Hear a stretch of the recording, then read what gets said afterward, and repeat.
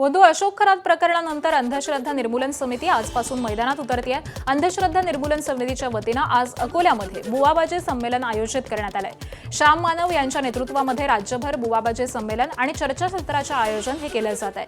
अशोक खरातला कठोर शिक्षा व्हावी, अंधश्रद्धा निर्मूलन कायद्याची कठोर अंमलबजावणी व्हावी आणि बोंदुगिरी बुवाबाजीबद्दल जनतेमध्ये जनजागृती व्हावी यासाठी हे अभियान राबवलं जात आहे। अंधश्रद्धा निर्मूलन समितीचे महासचिव हरीश देशमुख यांनी ही माहिती दिली आहे।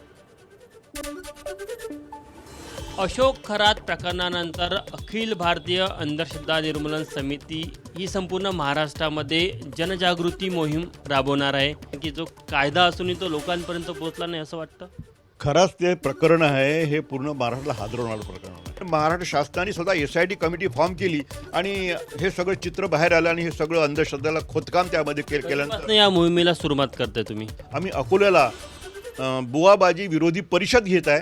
त्यासाठी आमचे नेते प्राध्यापक श्याम मानव जे राष्ट्रीय संस्थापक संघटक आहे ते त्या कार्यक्रमाला राहणार आहे आणि ही परिषद दिवसभर चालेल, त्याचं मंथन होईल आणि त्यानंतर 19, 20, 21, 22 दीड महिन्यापर्यंत पूर्ण महाराष्ट्रामध्ये बुवाबाजी विरुद्ध अभियान आम्ही चालवणार आहे। नागपूरला 24 एप्रिलला होणार आहे, 25 तारखेला अमरावतीला होणार आहे, बुलढाण्याला 19 तारखेला होणार आहे आणि नाशिकला 22 तारखेला मोठ्या जाहीर सभा आम्ही घेणार आहे आणि या ठिकाणी जनजागरण करणार आहे की खरात हा किती बदमाश होता आणि त्यानिमित्तानं समाजामध्ये जे अंधश्रद्धा निर्मूलनाचं काम करण्याची किती आवश्यकता आहे आणि बुवा बाबा मांत्रिक कसं लोकांना शोषण करतात, स्त्रियांचं शोषण करतात याची मांडणी प्राध्यापक श्याम मानव त्या सगळ्या सभेमध्ये करणार आहे। कॅमेरामॅन मिथुन आत्मणेसह तुषार कोहळे, ABP माझा, नागपूर।